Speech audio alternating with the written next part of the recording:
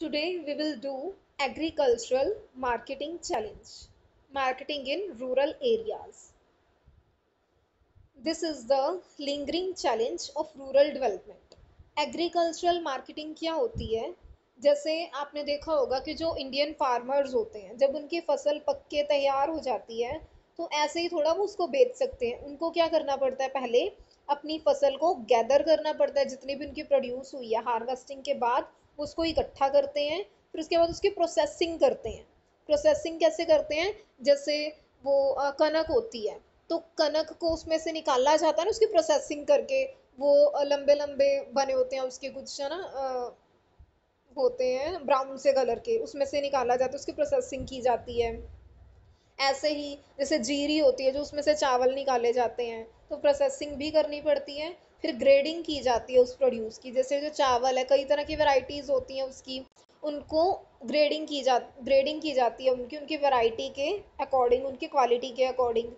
फिर उनकी पैकेजिंग की जाती है। ठीक है। उसके बाद उस सामान को स्टोर किया जाता है, उस सारी प्रोड्यूस को, जैसे बोरों में डाल के उस गोडाउन्स वगैरह में स्टोर करते हैं ना।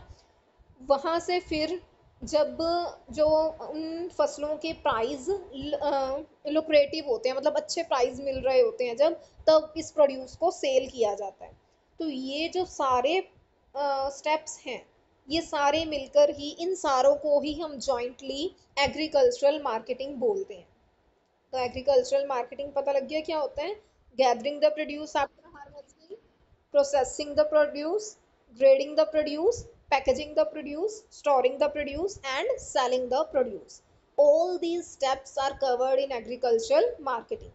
तो जो इंडियन फार्मर्स हैं, उनके सामने ये बहुत बड़ी प्रॉब्लम उनको फेस करनी पड़ती है कि ये एग्रीकल्चरल मार्केटिंग करें कैसे। ठीक है।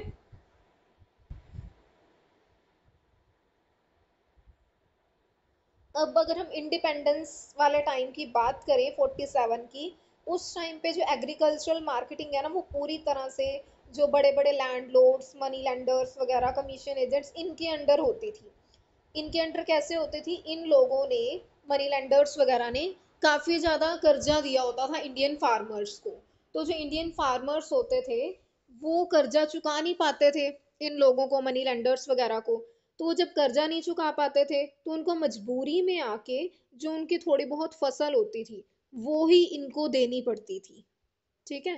तो जब फार्मर्स मजबूरी में आके अपनी फसल इनको दे देते थे, मनी लेंडर्स वगैरह को, तो इसको बोलते थे डिस्ट्रेस सेल।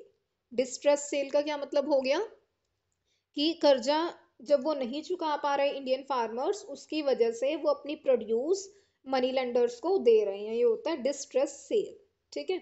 और जो इंडियन फार्मर्स हैं, जो पुअर इंडियन फार्मर्स होते हैं, उनके पास ना तो कोई स्टोरेज फैसिलिटी होती कि गोडाउंस वगैरह जहाँ पे वो अपनी फसलों को स्टोर करके रख सकें। और इसके अलावा उनके पास प्रॉपर जैसे ट्रांसपोर्टेशन वगैरह की भी फैसिलिटीज़ वो अफोर्ड नहीं कर पाते हैं, तो इस वजह से। और इसके साथ ही उनको ये भी प्रॉपर इंफॉर्मेशन नहीं होती कि मार्केट में प्राइस क्या चल रहे हैं। वो जो प्राइस होता है उसी पे ही अपनी फसल को बेचने की कोशिश करते हैं, क्योंकि जब उनके पास स्टोर करने के लिए गोडाउंस वगैरह कुछ है ही नहीं है, तो फिर ऐसे तो पड़ी पड़ी वो खराब ही हो जाएगी, तो वो सोचते हैं इसको बेच दिया जाए। तो ये एक एग्रीकल्चरल मार्केटिंग के सामने एक चैलेंज बना हुआ है इंडियन फार्मर्स के सामने। क्लियर है इतना कि कैसे एग्रीकल्चरल मार्केटिंग एक चैलेंज है? Okay. Now, measures initiated by government to improve marketing system. Government ने कौन कौन से मेजर्स, कौन कौन से स्टेप्स लिए हैं मार्केटिंग सिस्टम को इम्प्रूव करने के लिए? गवर्नमेंट ने जो स्टेप्स लिए हैं वो मैं आपको वन बाय वन एक्सप्लेन करती हूँ। फर्स्ट है रेगुलेटेड मार्केट्स। जैसे आपने देखा होगा ना, अनाज मंडियाँ वगैरह बनी होती हैं हर टाउन में, हर सिटी में। वहाँ पे एक मार्केट कमेटी भी होती है, जो मॉनिटर करती है सारा कुछ, कि कितनी किस रेट पे सेल हो रही है या परचेज की जा रही है प्रोड्यूस को। वो सारा सिस्टम जो है ट्रांसपेरेंट बना के रखती है, जो एक मार्केट कमेटी। तो इस तरीके से रेगुलेटेड मार्केट्स गवर्नमेंट ने बनाई हैं, जो देखती हैं कि फार्मर्स को उनके प्रोड्यूस के लिए, जो वो बेच रहे हैं, उसके लिए एक फेयर प्राइस मिले। तो हर टाउन में ऐसे कई रेगुलेटेड मार्केट्स बनी होती हैं। ठीक है। उसके बाद है provision of physical infrastructure. Government ने फिजिकल इंफ्रास्ट्रक्चर के लिए भी प्रोविजन बनाया। फिजिकल इंफ्रास्ट्रक्चर से यहाँ पे क्या मतलब है, ट्रांसपोर्ट की फैसिलिटीज हो गई, और स्टोरेज फैसिलिटीज मतलब गोडाउन, वेयर हाउसेज वगैरह, प्रोसेसिंग यूनिट्स वगैरह, ये सारा कुछ भी गवर्नमेंट ने प्रोवाइड करवाया है। इसके थ्रू क्या होता है कि अगर कहीं एक एरिया में या किसी एक जगह पे किसानों को अपनी फसलों का सही रेट नहीं मिल रहा, तो वो ट्रांसपोर्ट के थ्रू अपने सामान को, अपने प्रोड्यूस को किसी दूसरे एरिया में ले जाके जहाँ पे उनको प्राइस अच्छे मिल रहे हैं या वहाँ पे वो बेच सकते हैं। ठीक है, और वो कोल्ड स्टोरेज वगैरह, गोडाउन्स, वेयर हाउसेज वगैरह, वहाँ पे भी अपने सामान को स्टोर करके रख सकते हैं। जब प्राइस अच्छे मिलेंगे तब वो बेच सकते हैं। गवर्नमेंट गोडाउन्स वगैरह की सर्विसेज भी एक फेयर रेंट पे प्रोवाइड करवाती है। ठीक है, थर्ड जो स्टेप लिया गवर्नमेंट ने वो है कोऑपरेटिव एग्रीकल्चरल मार्केटिंग सोसाइटीज। अब इसमें क्या होता है, गवर्नमेंट ने कोऑपरेटिव एग्रीकल्चरल मार्केटिंग सोसाइटीज बनाने के लिए इंडियन फार्मर्स को इनकरेज किया है। इन सोसाइटीज के थ्रू क्या होता है, सभी फार्मर्स मिलके एक हो जाते हैं और वो एक प्राइस डिसाइड कर लेते हैं कि हम इसी प्राइस पे अपनी फसल को बेचेंगे। या फिर जब उन्हें कुछ सीड्स वगैरह, फर्टिलाइजर्स कुछ खरीदना है, तो वो सारे मिल जाते हैं कि हम इसी प्राइस पे खरीदेंगे। इससे उनकी जो बार्गेनिंग पावर है वो स्ट्रोंग होती है और उनको अपनी प्रोड्यूस के लिए एक बेटर प्राइस मिल जाता है। कलेक्टिव सेल के थ्रू वो इकट्ठे होके अपनी फसल बेचते हैं। ये था कोऑपरेटिव एग्रीकल्चरल मार्केटिंग सोसाइटीज। उसके बाद है पॉलिसी इंस्ट्रूमेंट्स। गवर्नमेंट कुछ पॉलिसी इंस्ट्रूमेंट्स भी लेके आई है जिसके थ्रू फार्मर्स को फायदा होता है। वो क्या है, तीन चीजें हैं देखो यहाँ पे। एक है मिनिमम स्पॉट प्राइस, और जिसको हम एमएसपी बोलते हैं। एक है मेंटेनेंस ऑफ बफर स्टॉक। उसके बाद है distribution of food grains through PDS, public distribution system. अब यहाँ पे तीन वर्ड हैं समझने के लिए, एमएसपी, बफर स्टॉक और पीडीएस। इनको वन बाय वन समझो। एमएसपी क्या होता है, minimum spot price. Government Indian farmers को बोलती है कि ये एमएसपी है, ये हमने मिनिमम स्पॉट प्राइस डिसाइड किया है। अगर इससे ज्यादा रेट पर आप अपनी फसल किसी को बेच सकते हो तो बेच लो।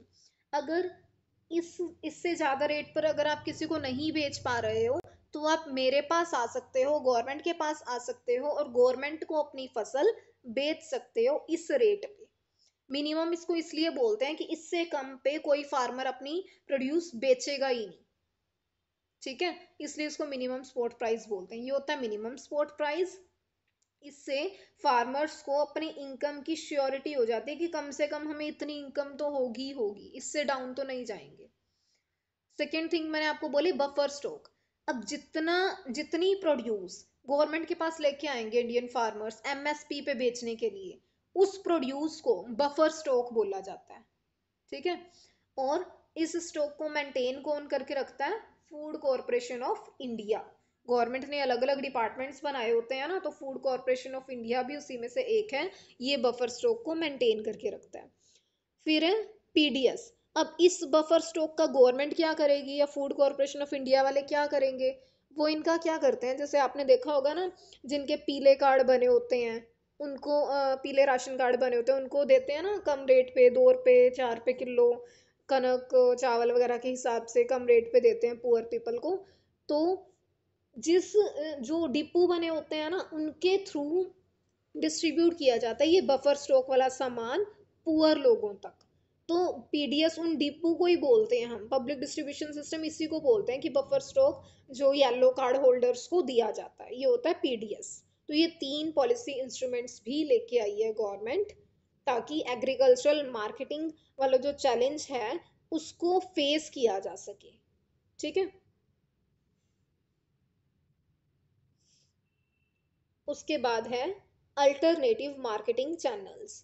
अब इसके अलावा क्या है कि जैसे अलग अलग स्टेट्स होती हैं, पंजाब, हरियाणा, राजस्थान वगैरह, यहाँ पे ना एग्रीकल्चरल प्रोड्यूस की मार्केटिंग करने के लिए, इसको बेचने के लिए स्पेशल बाजार्स बनाए गए हैं। जैसे अपनी मंडी के नाम से है, कहीं पर बिग बाजार्स के नाम से है, एंड कहीं पर रायडू बाजार्स के नाम से है, और तमिलनाडु में उज्जवर सैंडीज के नाम से है। अलग अलग नेम से कई अलग स्पेसिफिक मार्केट्स बनी हुई हैं जो सिर्फ एग्रीकल्चरल प्रोड्यूस के साथ ही डील करती हैं, ठीक है। उसके बाद है agricultural diversification and market risk. अब agricultural diversification and market risk का क्या मतलब है? डाइवर्सिफिकेशन ना दो तरह से हो सकता है। डाइवर्सिफिकेशन का मतलब होता है कि स्प्रेड हो जाना अलग अलग एरियाज में, आप बोल सकते हो। डाइवर्सिफिकेशन यहाँ पे दो तरीके से हो सकता है। एक तो हो सकता है क्रॉप प्रोडक्शन का डाइवर्सिफिकेशन, एक हो सकता है प्रोडक्शन एक्टिविटी का डाइवर्सिफिकेशन। दोनों को समझो कैसे। डाइवर्सिफिकेशन करते हैं इसलिए है ताकि मार्केट रिस्क कम से कम हो सके, रिस्क को कम करने के लिए डाइवर्सिफिकेशन किया जाता है। तो दो तरह से है डाइवर्सिफिकेशन। एक मैंने आपको बोला क्रॉप प्रोडक्शन का डाइवर्सिफिकेशन। जैसे मान लो किसी के पास एक फील्ड है, अगर एक फील्ड में वो दो तरह की फसलें लगा रहे हैं, ठीक है, वो कनक भी वहां पे बीज रहे हैं एंड जीरी भी, दोनों चीजें, राइस भी एंड वीट भी, दोनों चीजें। तो अगर किसी एक फसल का प्राइस कम भी रह जाता है या कोई एक फसल अगर खराब हो जाती है तो कम से कम दूसरी से तो कुछ ना कुछ मिलेगा ना, कुछ ना कुछ आएगा। ऐसा थोड़ी हो सकता है कि दो फसलें लगाई हैं दोनों में ही लॉस हो जाए। तो ये होता है डाइवर्सिफिकेशन की मल्टीपल क्रॉप्स को लगाया जाए, ठीक है, सिर्फ एक ही क्रॉप के ऊपर डिपेंड ना रहा जाए, सिंगल क्रॉपिंग सिस्टम से किसकी तरफ शिफ्ट किया जाए, मल्टी क्रॉपिंग सिस्टम की तरफ, ताकि रिस्क को कम किया जा सके। ये होता है डाइवर्सिफिकेशन ऑफ क्रॉप प्रोडक्शन। फिर उसके बाद होता है डाइवर्सिफिकेशन ऑफ प्रोडक्शन एक्टिविटी। अब इसमें क्या है कि प्रोडक्शन एक्टिविटी है ना, जो उसी को ही डाइवर्सिफाई कर दो। कैसे कि एग्रीकल्चर तो करो ही करो, मतलब जो खेती बाड़ी हम कर रहे हैं वो तो करें ही करें, साइड बाय साइड कोई और काम भी स्टार्ट कर लें, ताकि अगर एक काम से नुकसान हो रहा है तो दूसरी जो एक्टिविटी है वहां से हमें फायदा हो जाए। जैसे एक तो मान लो हम कर रहे हैं कि वीट एंड राइस वगैरह ऐसे कुछ फसलें लगा रहे हैं हम, ठीक है, दूसरी तरफ हम गाय भैंसे भी रख लें और उनका दूध भी बेचना स्टार्ट कर दें। तो अगर खेती बाड़ी से नुकसान हो गया तो उधर हमारे जो डेयरी वाले प्रोडक्ट है वहां से हमें फायदा होता रहेगा। या फिर हम साथ में क्या कर लें कि कुछ और ऐसा कुछ काम स्टार्ट कर लें, जैसे पोल्ट्री फार्म खोल लिया तो वहां से इनकम होती रहेगी। ऐसे हम प्रोडक्शन एक्टिविटी को डाइवर्सिफाई कर दें, ठीक है। तो इस तरीके से भी हम इस चैलेंज को ओवरकम कर सकते हैं, ठीक है। तो दो लिंगरिंग चैलेंजेस थे, उनमें से सेकंड वाला अभी मैंने आपको डिस्क्राइब किया, रूरल मार्केटिंग वाला, रूरल एग्रीकल्चरल मार्केटिंग वाला। So this is all for today.